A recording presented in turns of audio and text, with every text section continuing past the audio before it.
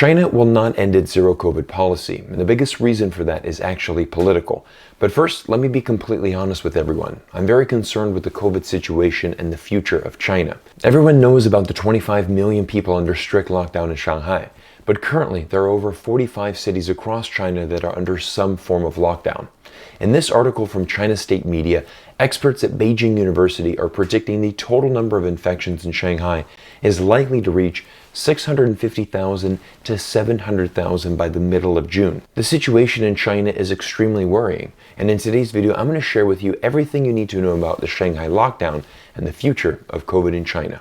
First of all, how did Shanghai get to this point and what exactly went wrong? In early March, new COVID cases emerged in Shanghai, and local officials decided to do something different. Initially, Shanghai officials stated that the city would not go into a full lockdown, as this would negatively impact both domestic and global economies.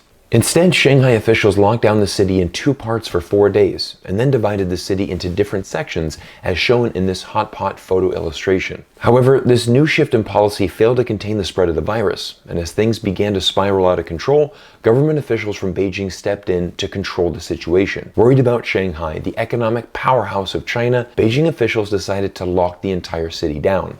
And here we are a few weeks later, and depending on which area of Shanghai you live in, you have been locked in your home anywhere from 20 to 35 days already. So how bad is the situation in Shanghai now? Well, Shanghai reported 27,719 new infections on April 14th, a new record high for daily cases. However, over 96% of these new infections are now among people in quarantine or living within a closed-loop system. China's government has been administering COVID tests for the entire 25 million population every other day, and anyone who tests positive is removed from their home and sent to centralized quarantine facilities. China believes that separating infected patients from society is the most effective way to stop the transmission chain. However, these quarantine facilities are extremely controversial, and they have caused a tremendous amount of anxiety and fear amongst Chinese people. Right now in Shanghai, people are fearing the quarantine facilities more than COVID itself. Just a few days ago, the #1 trending hashtag on Weibo, the Chinese equivalent to Twitter, was "Why can't people infected with COVID-19 isolate at home?" So when will the Shanghai lockdown end? Well, the new metric to watch is the number of cases found among people who aren't yet in quarantine. Unfortunately, it's this number that continues to rise in Shanghai, and it's when this metric, known as zero infection in the society, falls to zero that China considers an outbreak contained. Once zero community spread has been achieved, Shanghai can start reopening the city. There is no timetable on when this can be achieved, and with new cases rising still every day, it is most likely we will see several more weeks of these strict lockdowns in Shanghai. But what do people in Shanghai think of this ordeal? In doing my research for today's video, I've spoken with dozens of foreigner and Chinese friends on the ground in Shanghai, and everyone is feeling the same thing. People are frustrated, mentally exhausted, and beginning to get angry. The entire situation is an absolute nightmare. For many foreigners, this ordeal will fundamentally shift how they view China in the future. For the last 2 years, foreigners in China have lived a normal life. While COVID spread throughout the world killing millions, China was a safe haven. But now, everything has changed. Several people I spoke to believe this lockdown will cause many foreigners to reconsider their plans to stay in China long term. Of course, the Chinese colleagues I've spoken to have only one option. They can only put their faith in the government, follow the rules, and hope for the best. One of my former Chinese colleagues described the lockdowns as a prison and expressed her frustration that she hasn't left her apartment in over 30 days. She ended the conversation by stating, "I don't like the policies, but the rules are the rules and we can only follow the rules." Despite the hardships these lockdowns are causing, there are still Chinese who are very supportive of the zero COVID policy. They are quick to argue China's healthcare infrastructure would crumble if they had a similar outbreak to that of the United States, which has seen 80 million cases and nearly 1 million deaths since the pandemic began. The situation that scares Chinese people the most is Hong Kong, which saw a massive COVID outbreak across the city just 1 month ago. At its peak, this new outbreak brought in nearly 80,000 new cases a day, and in the span of 6 weeks, over 8,000 people died, giving Hong Kong one of the highest COVID fatality rates in the world. A simple argument many Chinese people are making is if you take the same infection rate and multiply it across a population of 1.4 billion people,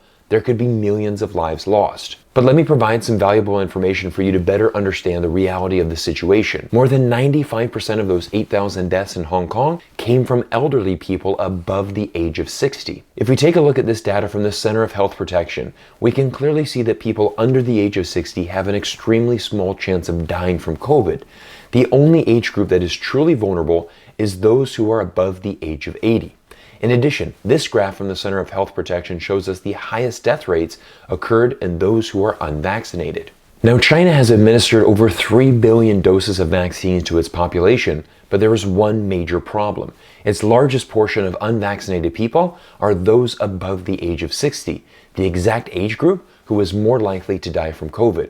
As of April 15th, only 62% of Shanghai people above the age of 60 are fully vaccinated, and only 38% are fully boosted. In my opinion, this is a major concern and something the Chinese government needs to immediately prioritize. Ultimately, China will not abandon zero COVID, and here are 2 reasons why. The first is China's zero COVID policy is linked directly to the credibility of China's government. China's government was the first in the world to lock down when it shut down Wuhan for 76 days.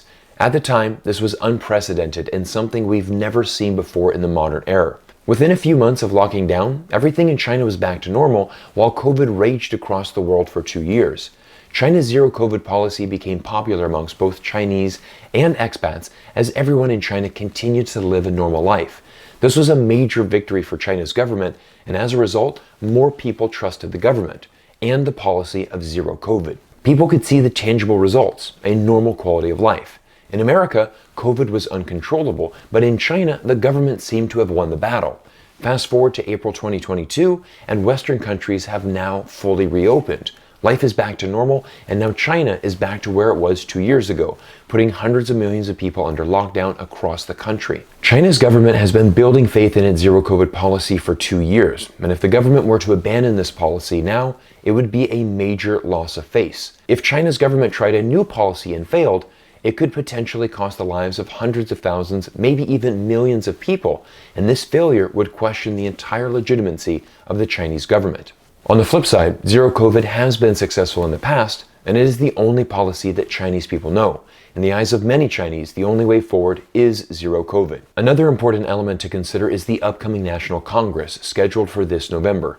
This event happens every 5 years and is especially important this year as President Xi Jinping will officially secure his 3rd term as the party leader. Now, it's almost certain that President Xi will be granted a 3rd term. But again, if he abandoned zero COVID and people started dying in large numbers, this would put his own future as president of China in jeopardy. On a recent tour to Hainan Island, President Xi made it very clear that China was not going to change policies and the country will remain committed to zero COVID for the future. But what will happen to the Chinese economy? Economists from China's top universities recently published this report entitled "The Economic Cost of Locking Down Like China."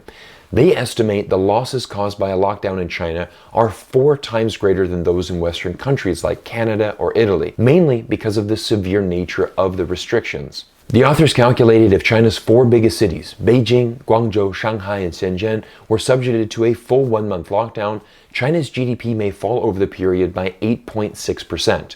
In the worst case scenario, when all cities in China are on lockdown, the aggregate real income would fall by 53%. At the time I'm recording this video, 45 cities in China are under some form of lockdown, accounting for 26% of the population and 40% of the GDP.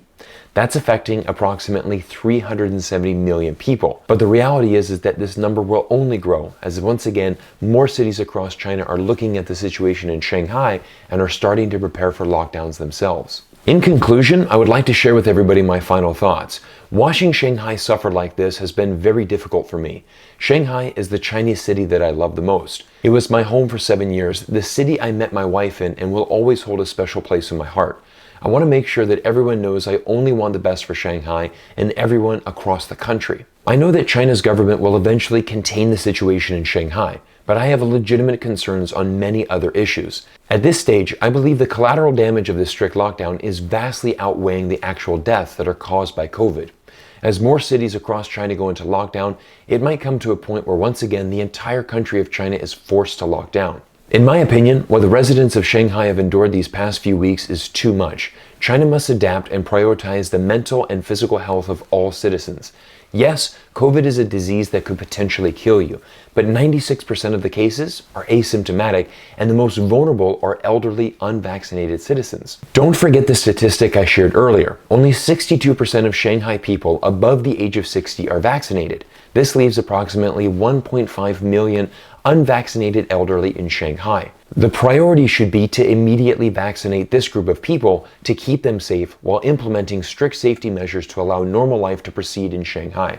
Without these modifications, the Chinese economy will slow down. Local businesses will be forced to close, unemployment will grow, and public sentiment will begin to change. I think China is going to have a very long road ahead, and China must learn to truly have a dynamic zero-COVID policy, one that allows the majority of its citizens to live a normal life. In closing, I only want the best for everyone in China.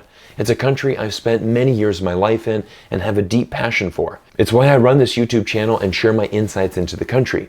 I don't have all the answers, but I hope today's video encourages more discussion, and together we can find the correct solution for our entire world moving forward. If China shuts the entire country down completely, this will affect every other nation on the planet. China is the factory of the world, and our economies are so interconnected. The entire world needs China to pull through and get past this difficult obstacle. 对我中国的粉丝们，如果你们在中国看着今天的视频，我只能说全世界支持你们，上海的哥们儿们继续加油，全中国继续加油。感谢你们今天的观看，我们下次再见。Everyone, thank you for taking time out of your day to spend it with me here on YouTube. If you haven't already, make sure you hit that subscribe button and drop me a comment down below. I'd love to hear your thoughts. Thank you everybody for your time, and I look forward to seeing you all in a new video soon.